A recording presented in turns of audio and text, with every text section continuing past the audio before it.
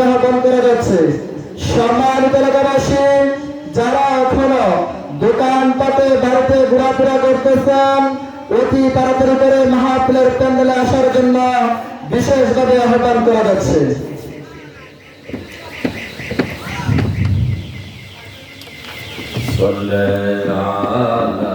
হাবিবে খোদা সাল্লে আলা মুহাম্মাদিন সাল্লে আলা হাবিবে খোদা সাল্লে আলা মুহাম্মাদিন মানব সে ফুলরে ফুল নজির বিহি ফুলের আসে দেশে দেশে ঘুরি দিনহীন সাল্লে আলা হাবিবে খোদা সাল্লে আলা মুহাম্মাদিন সাল্লে আলা হাবিবে খোদা সাল্লে আলা মুহাম্মাদিন প্রেম বাগানে বাজাও রে মন এশকে রবি প্রেম বাগানে বাজাও রে মন এশকে রবি ধীরে ধীরে নুরে নুরি হইবে একদিন সাল্লে আলা হাবিবে খোদা সাল্লে আলা মুহাম্মাদিন সাল্লে আলা হাবিবে খোদা সাল্লে আলা মুহাম্মাদিন। আলহামদুলিল্লাহ, মহান রব্বে কারীমের দরবারে অপূর্ব শুকরিয়া জ্ঞাপন করছি যে মহান আল্লাহ তাআলা আমাদেরকে আল-রাজা আনোয়ারি দরবার শরীফের বার্ষিক উরুস মাহফিলে আমাদেরকে আসা বসার তৌফিক দিয়েছেন। সে শুকরিয়া হিসেবে আরেকবার জোরে সোরে বলেন আলহামদুলিল্লাহ। সম্মানিত হাজিরিন, এই মাহফিলের প্রধান আহ্বায়ক পীর তরিকত আলহাজ মুফতি এম এ মুবিন আনোয়ারি রেজবি হানাফি সুন্নি আল কাদরি মাদ্দাতুল আলী আমাদের পীর ও মুর্শিদ, ওনার তোরে সালাম রেখে এবং প্রধান অতিথি পীরে কামেল হযরত আল্লামা মুফতি নাজুল্লাহ আমিন রেজবি হানাফি সুন্নি আল কাদরি মাদ্দাতুল আলী রহমাতুল্লাহ, প্রধান বক্তা, বিশেষ বক্তা সহ এবং এই মাহফিলের সম্মানিত সভাপতি, সহসভাপতি, প্রধান মেহমান, দিগার উলামায়ে কেরাম, সম্মানিত সামিনে কেরাম, পর্দানিশী মা ও বোনেরা, সবাইকে সালাম দিচ্ছি। আসসালামু আলাইকুম ওয়া রাহমাতুল্লাহি ওয়া বারাকাতুহু। যেহেতু আমাদের সময় সংকীর্ণ, কোনো ভূমিকা না যে সরাসরি আলোচনা যাওয়ায় উচিত হবে। হাজিরিন, আমাদেরকে মরতে হবে, সবাই জানে মরতে হবে, কিন্তু এই কথাটা হৃদয় দিয়ে উপলব্ধি করে না। এটা একটা মুখের ভাষা হয়ে গেছে যে আমি একদিন মরব, কিন্তু এই জিনিসটা যে কত বড় কঠিন জিনিস এটা মানুষ উপলব্ধি করে না। কারণ মৃত্যুর পরেই আমাদের আরেকটা জীবন শুরু হয়ে যাবে, ওইটার নাম কি? পরকাল। নাম কি? পরকাল। এই পরকালে আমাদেরকে শুধু ভোগ করব, হয়তো জান্নাতের নেয়ামত, না হয় জাহান্নামের আযাব। ওইখানে আর অন্য কিছু করার, ইবাদত করা, ভালো কিছু করার আর সুযোগ নাই, শুধু ফল ভোগ করবে। তা আমাদেরকে মরতে হবে, এই কথাটাই আল্লাহ তাআলা কালামে পাকের মধ্যে বলেছেন, কুল্লু নাফসিন যায়িকাতুল মাউত। রব্বে কারীম বলতেছেন প্রত্যেকটা প্রাণীকে মরণের স্বাদ গ্রহণ করতে হবে, প্রত্যেকটা প্রাণীকে মরণের স্বাদ গ্রহণ করতে হবে। প্রত্যেকটা প্রাণী বলতে আল্লাহর সৃষ্টি জগতে যত প্রাণী আছে, মানুষ থেকে শুরু করে পশু পাখি, গাছপালা, পোকামাকড়, জিন ইনসান, ফেরেশতা সহ প্রত্যেকটা জিনিসকে মৃত্যুবরণ করতে হবে।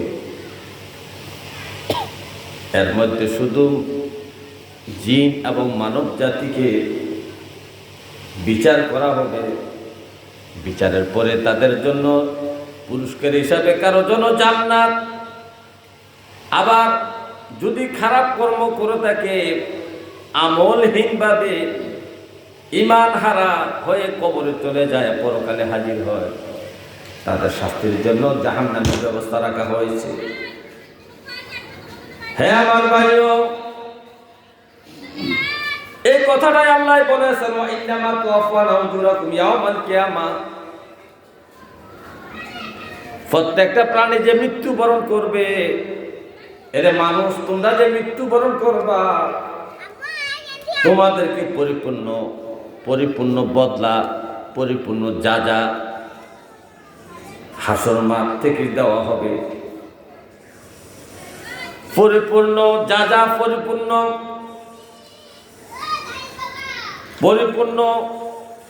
আমাদের পাওনা পরিপূর্ণ, আমাদের পুরস্কার পরিপূর্ণ, আমাদের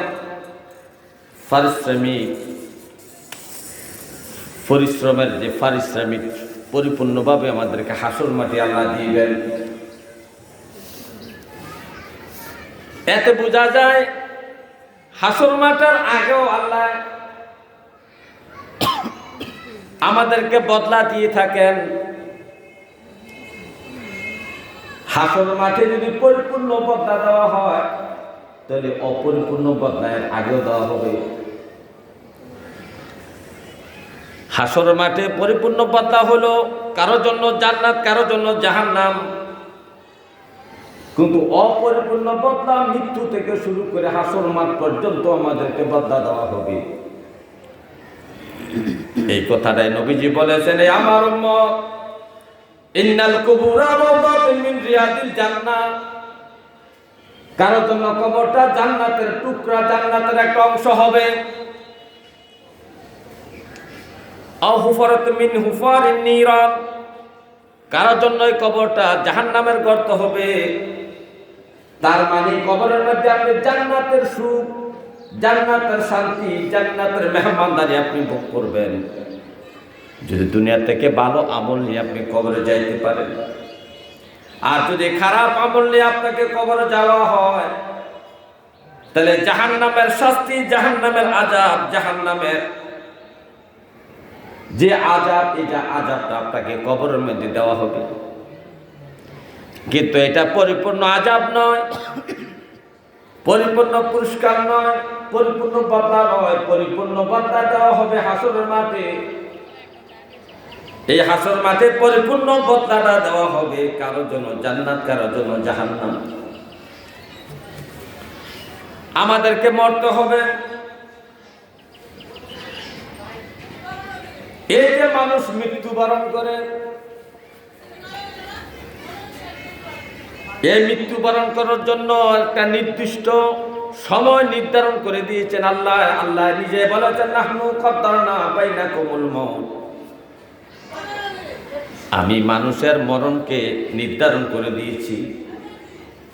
কেউ মরবে 20 বছর পরে, কেউ 30 বছর, কেউ 40 বছর, কেউ 1 দিন পরে, কেউ 10 দিন পরে, কেউ 1 মাস পরে, কেউ 110 বছর পরে, কে 90 বছর পরে, কে 95 বছর পরে মৃত্যুবরণ করবে। কোথায় মরবে, কখন মরবে, কিভাবে মরবে, সব আমি নির্ধারণ করে দিয়েছি। সবকিছু কি নির্ধারণ করে দিয়েছেন। এই আমাদের মৃত্যু নিশ্চিত, আমাদের মরণ নিশ্চিত।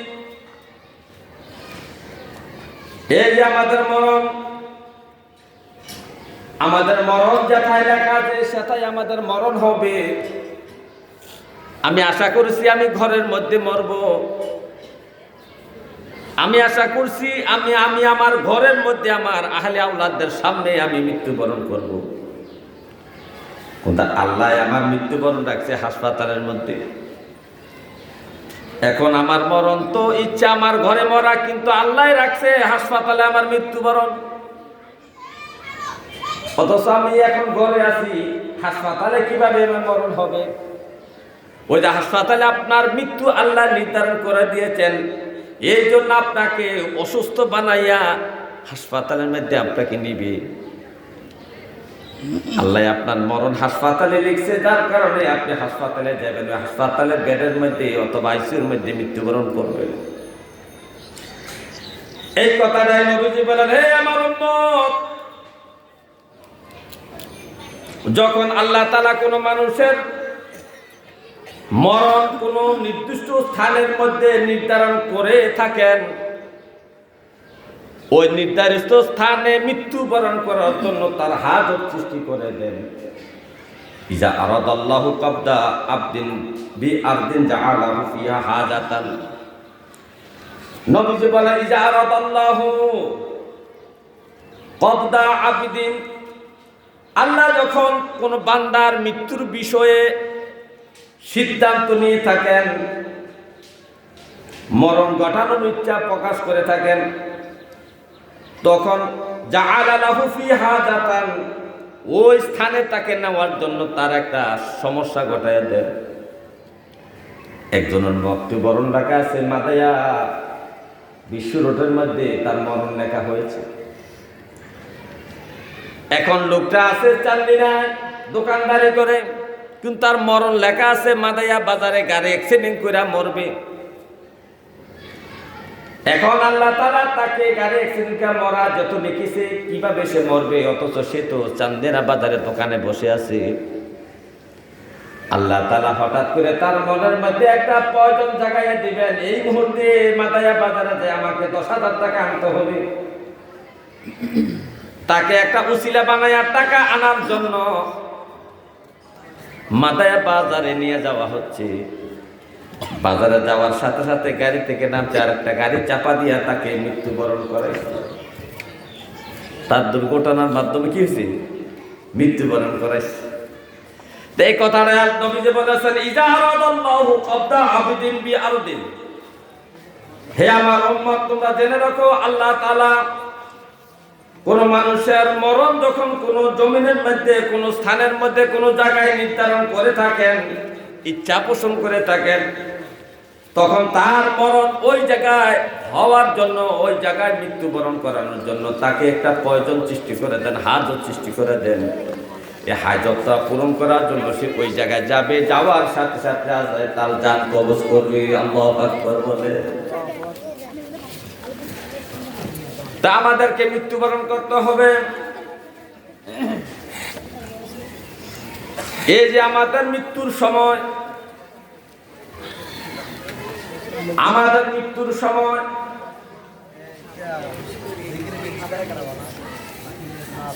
যে সময় আমরা মৃত্যুর জন্য আমাদের সাকরাত চলতে থাকে, নবীজি বলেন, লাকিনু মাউতা লা ইলাহা ইল্লাল্লাহ। যখন একটা মানুষ মৃত্যুর জন্য ছটফট করতে থাকে, তোর কানের কাছে যাইয়া, তার কাছে যাইয়া কলমা শরীফের তালকিন করো। কি করবে? কলমা শরীফের তালকিন করবে। নবীজি অন্য জায়গায় বলেন, আহদারু মাউতাকুম ওয়া লাকিনুহুম লা ইলাহা ইল্লাল্লাহ। মৃত্যু আসন্ন ব্যক্তির সামনে তোমরা হাজির হয়ে যাও, ওয়ালাকিনুহুম, এবং তাকে তালকিন দিতে থাকো, লা ইলাহা ইল্লাল্লাহ মুহাম্মাদুর রাসূলুল্লাহ সাল্লাল্লাহু আলাইহি ওয়াসাল্লাম, এই তালকিন তাকে দিতে থাকো। ওয়ায়াবশিরুহুম বিল জান্নাহ, এবং তাকে জান্নাতের সুসংবাদ দাও। যে ভাই টেনশনের কারণ নাই, আপনি মৃত্যুবরণ করবেন তো ভালো জিনিস, আপনি আপনার মালিকের দিদারে চলে যাবেন। কবরে গেলে আল্লাহর নবীকে আপনি দেখতে পাইবেন। আপনি তো ভালো কাজে যাচ্ছেন, যে কাজের জন্য আপনি এতদিন অপেক্ষায় ছিলেন, নামাজ, রোজা, হজ, যাকাত, জিকির, আজকার, দুরূদ শরীফ সবকিছু করেছেন আপনার পরকালটা সুন্দর হওয়ার জন্য, আল্লাহর সাথে দিদারের জন্য, নবীর সাথে দিদারের জন্য। এই জন্য তো আপনি নামাজ পড়েছেন, জিকির করেছেন, দুরূদ শরীফ পড়েছেন, হালাল কামাই করেছেন, সত্য কথা বলেছেন, মিথ্যা থেকে দূরে বাঁচছেন, মা বাবার সেবা করেছেন, পিসাবে কেসে মুরিদ হইছেন, তালিম কিনেছেন পরকালটা সুন্দর হওয়ার জন্য। এখন আপনি পরকালে যাওয়ার সময় হয়ে গেছে, টেনশনের কারণ নাই। আপনি তো জান্নাতে যাবেন। আপনি কত সুন্দর আমল দুনিয়ায় করেছেন, 5 ওয়াক্ত নামাজ পড়েছেন, তালিম করেছেন, আপনি ওজিফা তেলাওয়াত করেছেন, কত সুন্দর কাজ আপনি করেছেন। ভাই টেনশনের কারণ নাই, আপনি জান্নাতে যাবেন। এই কথা বলে মুমূর্ষ ব্যক্তির এই সাহস জোগাতে হবে। হে আমার ভাইও, নবীজি বলেন, ওয়া ইন্না হালিমা মিনার রিজাল ওয়া নিসাই ইয়াতাহিরা ইন্না যালিকা মাসরুয়া। নবীজি বলেন, এটা এমন একটা কঠিন সময় যে বিজ্ঞ এবং জ্ঞানবান বিচক্ষণ মানুষেরা তখন মৃত্যুর সময় কিংব কর্তব্যবিমূঢ় হয়ে যায়। বিজ্ঞ মানুষেরা, বড় জ্ঞানবান মানুষেরা, আলেম ওলামা সহ মৃত্যুর সময় কর্তব্যবিমূঢ় হয়ে যায়। কি করবে সে বুঝতে পারে না। কেননা ইন্না শাইতানা আকরাবা, তখন শয়তান তার কাছে চলে আসে। মানুষ যখন মৃত্যুবরণ করার জন্য প্রস্তুতি নেয়, শয়তান তার কাছে চলে আসে। কে আসে? শয়তান চলে আসে। মা ইয়াকুনু মিনা ইবনে আদম ইনদা যালিকাল মাসরুআ, শয়তান সে সময় আরো বেশি কাছাকাছি চলে আসে। জীবিত অবস্থায় শয়তান মানুষের যত কাছে থাকে, মৃত্যুর সময় আসে বেশি আরো কাছে চলে আসে। আচ্ছা, শয়তান কি কাজ করে? মৃত্যু মানুষের মুমূর্ষ যার চাকরাত চলতেছে, মরণের চাকরাত, এই সময় শয়তান এসে কি করে? এই কথাটা নবীজি বলে দিয়েছেন। হে আমার ভাইও, গভীর মনোযোগ। শয়তান বলতেছে, নবীজি বলতেছে, ইন্না শাইতানা ইয়াতি আহাদাকুম কাবলাল মাউত, মৃত্যুবরণ করার আগে মুমূর্ষ ব্যক্তির কাছে আইসা শয়তান হাজির হয়। হাজির হইয়া বলতে থাকে, ইয়াকুলু লাহু, ওই যে ব্যক্তি মরবে তাকে বলতে থাকে, মিত্তা ইয়াহুদিয়ান, তুমি ইহুদিয়া মরো, ওয়া মিত্তা নাসারানিয়ান, অথবা তুমি নাসারা হইয়া মরো। তুমি যে মুহাম্মদ সাল্লাল্লাহু আলাইহি ওয়াসাল্লাম ধর্মের মধ্যে ছিলাই, ধর্মটা সঠিক নয়। তুমি ইহুদি ধর্মে মধ্যে মৃত্যুবরণ করো, না হয় খ্রিস্টানদের ধর্মে মৃত্যুবরণ করো। এইভাবে সেই বুদ্ধি পরামর্শ দিতে থাকি।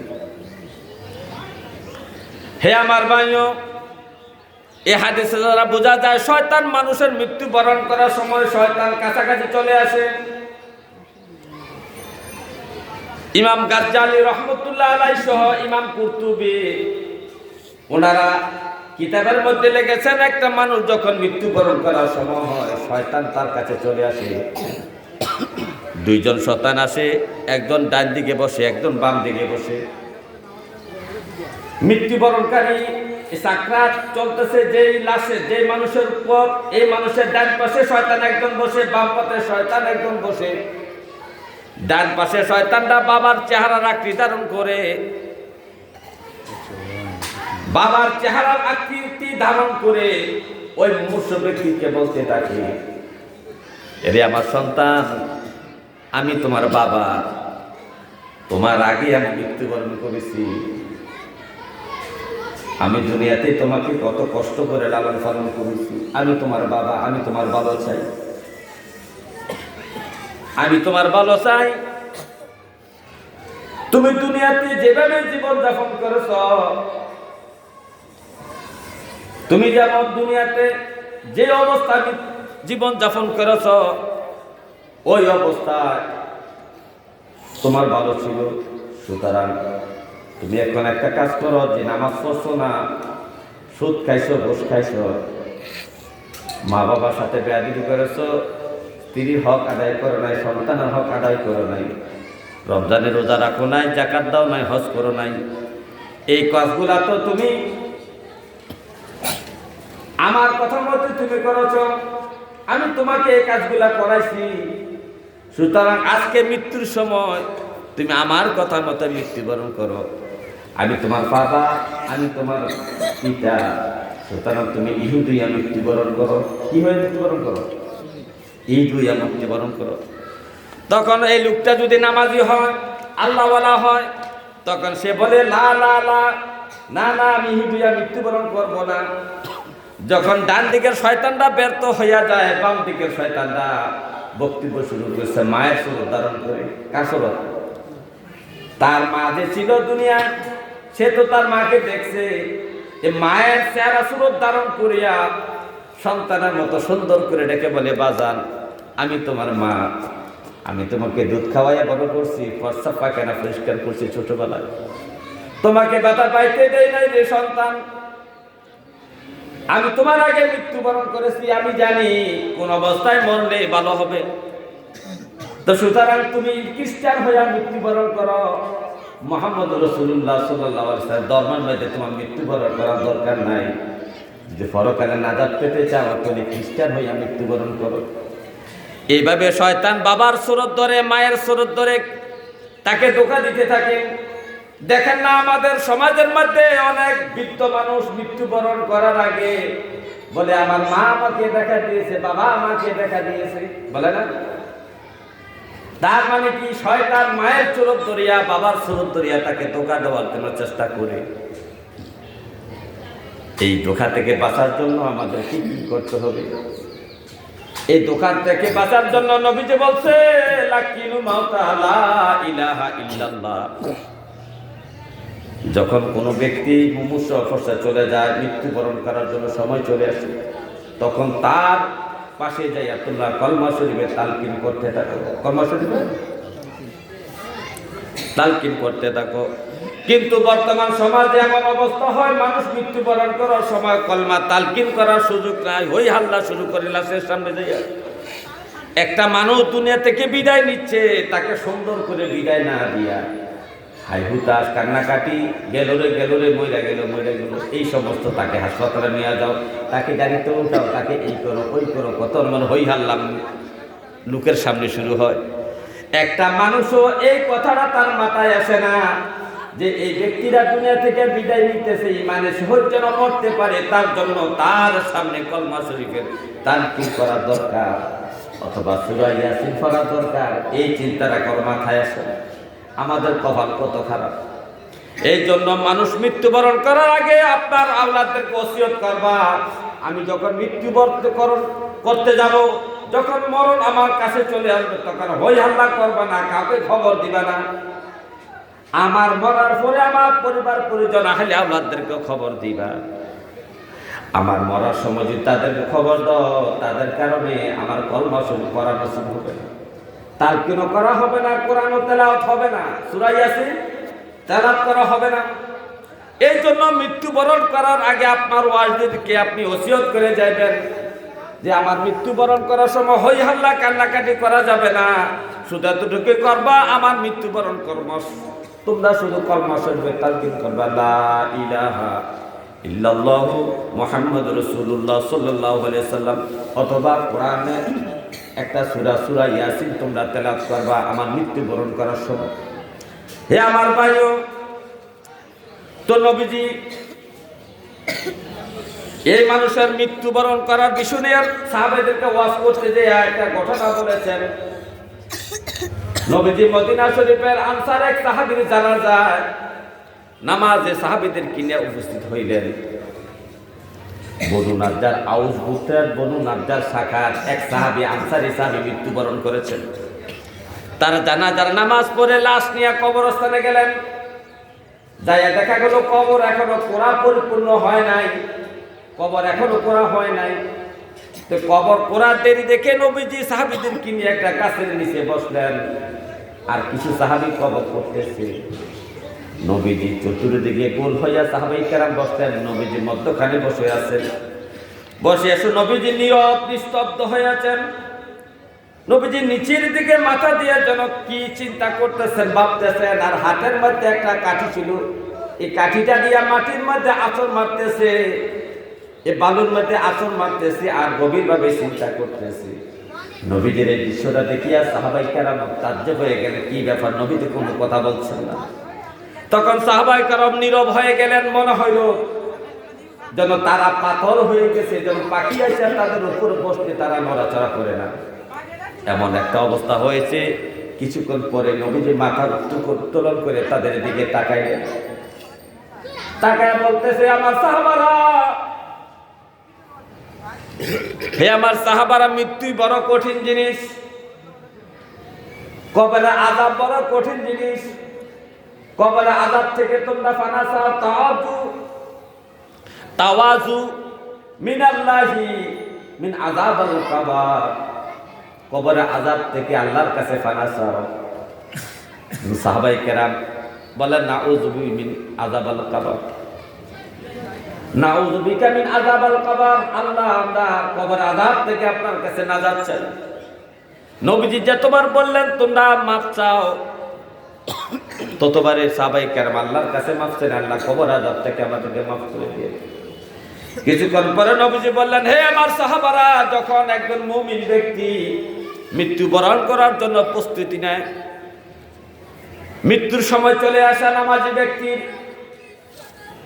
হক্কানি একজন আশিকে রাসূল, একজন মুর্শিদের মুরিদ হইয়া তালিম তালকিন সঠিকভাবে করিয়া, ওয়াজিফা করিয়া, পাঁচ ওয়াক্ত নামাজ পড়িয়া, হকালাল পথে তাকিয়া, আল্লাহ এবং আল্লাহ রসুলের মহাব্বত নিয়া জীবনযাপন করিয়া যখন মৃত্যুবরণ করার জন্য সময় চলে আসে, তখন আল্লাহ তাআলা ফেরেশতাদের মধ্য থেকে একদল ফেরেশতা জমিনে নেমে এসে, তারা জান্নাত থেকে আসতে সময়, আসমান থেকে আসতে সময় জান্নাত থেকে খুশবুওয়ালা রুমাল নিয়ে আসে। ওই ব্যক্তির, ওই মৃত্যুবরণকারী ব্যক্তির রুহুটাকে রুমালের মধ্যে নেওয়ার জন্য খুশবুদারি রুমাল নিয়ে আসে। আরো অনেক সুগন্ধি নিয়ে আসেন। তখন যিনি মৃত্যুবরণ করবেন, নামাজওয়ালা ব্যক্তির চতুর্দিকে তার দৃষ্টির দূর বরাবর পর্যন্ত চতুর্দিকে গোল হইয়া ফেরেশতারা বসে যায়। আর ব্যক্তিরা সাকরাত চলতেছে, মৃত্যুবরণ করার জন্য তার সাকরাত চলতেছে। এমত অবস্থায় আজরাইল চলে আসে। আজরাইল আইসা ওই মৃত্যুবরণকারী ব্যক্তির মাথার কাছে দাঁড়াইয়া বলতেছে, ইয়া আইয়াতুহান নাফসুল মুতমাইন্না ইরজিই ইলা রাব্বিকি রাদিয়াতাম মারদিয়া। হে প্রশান্ত আত্মা, হে নাজাতকারী আত্মা, আল্লাহ সন্তুষ্টকারী আত্মা, দেহ থেকে বেরিয়ে আসো, আল্লাহর সন্তুষ্টির দিকে, জান্নাতের দিকে, নাজাতের দিকে বেরিয়ে হয়ে চলে আসো। নবীজি বললেন, যখন আজরাইল এই যাবে ডাক দেয়, ডাক দেওয়ার সাথে সাথে এত দ্রুত বেগে তার দেহ থেকে রুহুটা চলে আসে, যেমন তোমাদের জগ থেকে পানি ঢালার জন্য গ্লাসের মধ্যে যেমন জগটাকে কাট করো, কাট করার সাথে সাথে যেমন জগ থেকে পানিটা গ্লাসের মধ্যে যত সহজ করে পড়ে যায়, এত বেশি সহজভাবে ওই ব্যক্তির রুহুটা তার দেহ থেকে বাইর হয়ে চলে আসে। যখন রুহুটা দেহ থেকে বাইর হয়ে চলে আসে, তখন রুহুটা ফেরেশতারা ওই যে জান্নাত থেকে রুমাল আনছে, সুগন্ধিযুক্ত রুমাল, রুমালের মধ্যে সুন্দর করে রুহুটাকে পেঁচাইয়া লয়। আর এই রুহু থেকে সুঘ্রাণ বার হইতে থাকে, মেষকম্বরের মতো সুঘ্রাণ। তখন এই ফেরেশতারা যারা আসছে, তারা এক একজনের ছোট বাচ্চা দেখবেন, একজনে কোলে নিলে আরেকজনে কোলে নিতে চায়, আরেকজনে কোলে নিলে আরেকজনে কোলে নিতে চায় আদর করার জন্য। এরকম হয় না? ওই যে রুহুটা, সুঘ্রাণ যুক্ত রুহুটা, মুমিন বান্দার রুহু, আশিকে রাসূলের রুহু, নামাজি ব্যক্তির রুহু, এই রুহুটা সুঘ্রাণ বাইর হচ্ছে। আর ফেরেশতারা একটু কোলে নেওয়ার জন্য, হাতে নেওয়ার জন্য কারাকারি শুরু করছে। এইভাবে একজন একজন করতে করতে সবার হাতে হাতে রুহুটা যাওয়ার পরে ফেরেশতারা মিছিলে মিছিলে উপরের দিকে উঠতেছে রুহুটাকে নিয়ে প্রথম আসমানে যাওয়ার জন্য। নবীজি বলেন, তখন তারা যখন রওনা দিছে প্রথম আসমানের রূহটাকে নিয়ে যাওয়ার জন্য, প্রতিমধ্যে একদল ফেরেশতাদের সাথে সাক্ষাৎ হয়। ফেরেশতার বলতেছে, কিরে ভাই, এত সুগ্রাণ বিচ্ছরণকারী, এত পবিত্র একটা আত্মা, নুরানি একটা আত্মা নিয়ে তোমরা কোথায় যাচ্ছ? এটা কার আত্মা? এত সুগ্রাণ আসতেছে এই আত্মা থেকে, এই রূহ থেকে। তখন ফেরেশতারা পরিচয় দেয়, বাইরে ভাই, এটা হারম গ্রামের অমুক ব্যক্তি, আল্লাহর বান্দা, পবিত্র রূহ, জান্নাতি রূহ, একে নিয়ে আমরা আল্লাহর দরবারে যাচ্ছি। তখন এইভাবে তারা আহলান সাহলান মারহাবা বলতে বলতে রূহটা নিয়ে মিছিলে মিছিলে তারা প্রথম আসমানে চলে যায়। প্রথম আসমানে দরজার কাছে যখন চলে যায়, দরজার কাছে যেয়ে ডাক দেয়, দরজা খোলো, দরজা খোলো, গেট খোলো। যখন গেট খোলা হয়, তখন প্রথম আসমানের ওই ফেরেশতারা আবার জিজ্ঞাসা করে, কার রূহ নিয়ে আসছো? এত সুগ্রাণ রূহ থেকে আসতেছে। তখন তারা পরিচয় দেয়, ওই যে হারম গ্রামের অমুক ব্যক্তির, অমুক নামাজি ব্যক্তির রূহ নিয়ে তোমার কাছে আমরা আসছি। তখন দ্বিতীয় আসমানে, প্রথম আসমানে সমস্ত ফেরেশতারা আবার তাদের সাথে যোগ হইয়া মিছিলে মিছিলে তাকে দ্বিতীয় আসমানে নেওয়া হয়। দ্বিতীয় আসমানে এভাবে তাকে সাধুবাদ জানানো হয়। দ্বিতীয় আসমানে ফেরেশতারা তাদের সাথে যোগ হইয়া তৃতীয় আসমানে যায়। তৃতীয় আসমানে ফেরেশতারা যোগ হইয়া আবার চতুর্থ আসমানে যায়। এইভাবে করতে করতে 7 আসমানে ফেরেশতারা মিছিলে মিলে ওই পবিত্র সুগন্ধময় রূহটাকে নিয়ে সপ্তম আসমানে পৌঁছে যায়। সপ্তম আসমানে পৌঁছার পরে আমার আল্লাহ ডাক দিয়ে বলে, আমার ফেরেশতারা, আমার এই প্রিয় বান্দার রূহটা কে তোমরা ইল্লিনের মধ্যে নিয়ে যাও। ইল্লিনের যে ডায়েরি আছে, তালিকা আছে, যে স্থান আছে, ওই স্থানের মধ্যে, ওই তালিকার মধ্যে তার নামটা লিপিবদ্ধ করে নিয়ে যাও। ওই জায়গার মধ্যে, প্রশান্তিময় জায়গা, সুখের জায়গার মধ্যে তার নামটা লিপিবদ্ধ করো। তখন ফেরেশতারা এই বান্দার নামটা ইল্লিনের মধ্যে লেখে দেওয়ার পরে তখন আল্লাহ হুকুম করে, আমার বান্দার রূহটা আবার জমিনে নিয়ে যা, তার কবরে। কবরে তার রূহটা পৌঁছে দাও, কবরে তার রূহটা পৌঁছে দাও। যখন রূহটা, যখন আপনি জানাজা দিয়ে দাফন করে তখন চলে আসেন, তখন রূহটা ওই দেহের মধ্যে প্রবেশ করানো হয়। রূহটা দেহের মধ্যে প্রবেশ করানোর সাথে সাথে 2 জন ফেরেশতা হাজির হয়ে যায়। এই 2 জন ফেরেশতার নাম হলো কিরামান মুনকার নাকির। এই মুনকার নাকির নামক 2 জন ফেরেশতা কবরে হাজির হয়ে যায়। এই মুনকার নাকির নামক ফেরেশতা দেখতে কেমন? তাদের চোখ হলো নীল। চোখ কি? সব মানুষের চোখ কি? সাদা অথবা কালো, ঠিক না?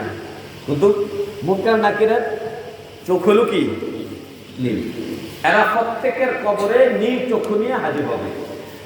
মুনকার নাকির ফেরেশতা নীল চক্ষু ধারণ করে, নীল চক্ষু নিয়ে ওই কবরস্থানের মধ্যে, ওই কবরের মধ্যে চলে আসে।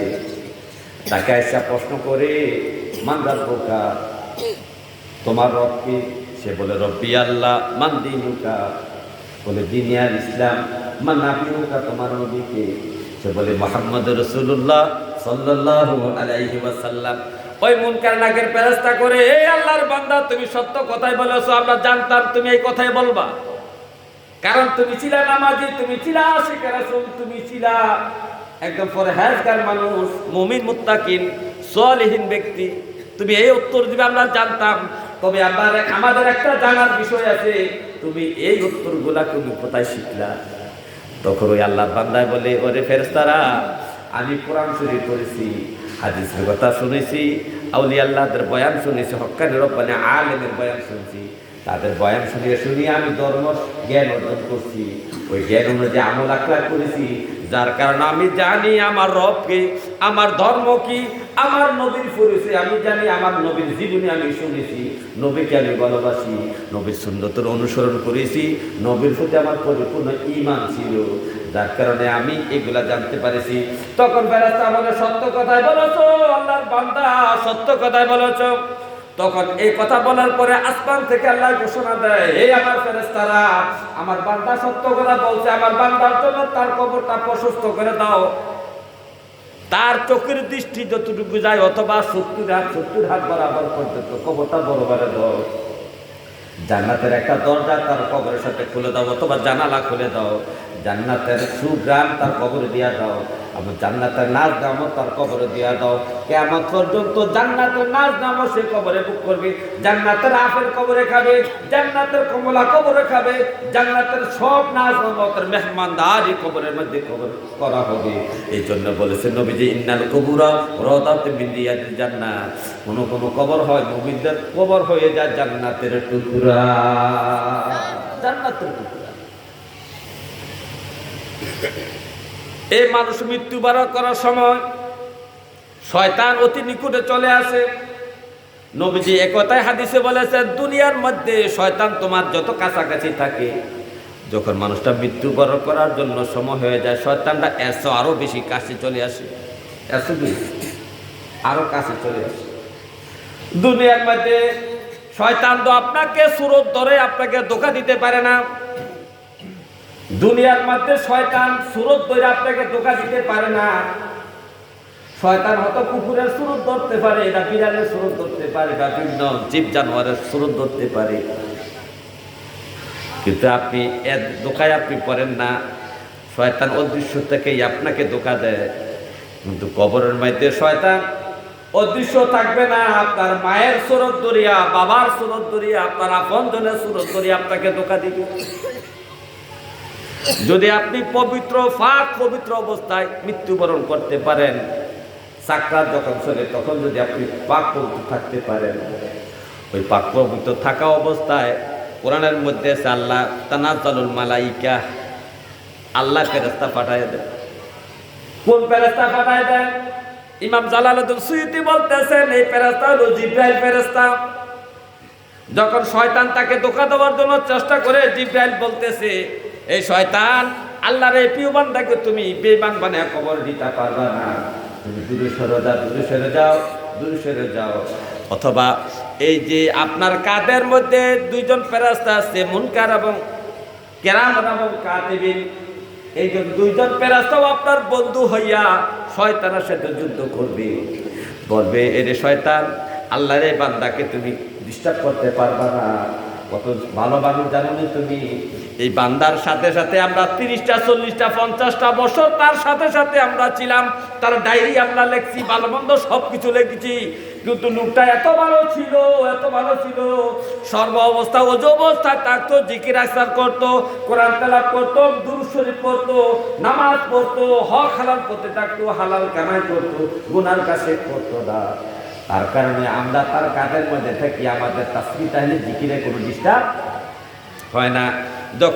যখন গুনার কাজে রত হয়ে যায়, আপনার দুই কাঁধের ফেরেশতা ইবাদত করতে পারে না, ইবাদত করতে পারে না। যখন আপনি গুনার কাজে রত হয়ে যান, আপনার দুই কাঁধের ফেরেশতা তাসবিহ তাহলিল জপতে পারে না। তারা শুধু আপনার ডায়েরি লেখে তা নয়, তারাও আল্লাহর জিকির করে, আল্লাহর ইবাদত তারা করে। এই জন্য ভাই আপনাদের কাছে অনুরোধ, সবসময় পাক পবিত্র অবস্থায় থাকার চেষ্টা করবেন এবং মুর্শিদে বরহকের কাছে, হক্কানি ওলি আল্লাহর কাছে বায়াত রাসূল গ্রহণ করে আপনারা তালিম তাকিদ নেবেন, যেত মৃত্যুর সময় ঈমান নিয়ে মৃত্যুবরণ করতে পারেন, কলবে জিকির জারি অবস্থায় মৃত্যুবরণ করতে পারেন। এই জন্য হক্কানি ওলি আল্লাহর কাছে মুরিদ হবেন।